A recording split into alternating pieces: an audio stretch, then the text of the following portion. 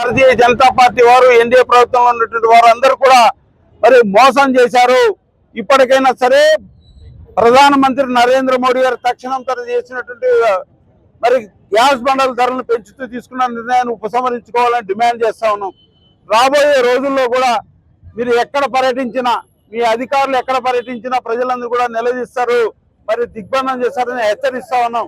పదే పదే వేదికల మీద నరేంద్ర మోడీ గారు, రాష్ట్రంలో అధికారంలో ఉన్నటువంటి చంద్రబాబు నాయుడు గారు ప్రజల గురించి, ప్రజల యోగక్షేమాల గురించి, రైతుల గురించి, రైతుల కూలీల గురించి, సామాన్య ప్రజల గురించి మాట్లాడే వాళ్ళు మీరు మరి 1000 రూపాయలు గ్యాస్ బండ మీద ఏ విధంగా పెంచుతారని అడుగుతా ఉన్నాం.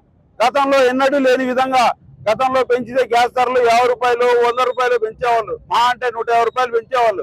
1000 రూపాయలు ఒక్కపారిగా గ్యాస్ సిలిండర్ మీద పెంచడం అనేది చరిత్రలో ఇదే మొదటిసారి. చాలా దుర్మార్గమైనటువంటి చర్య. ప్రజలందరూ కూడా తిరగబడతారు.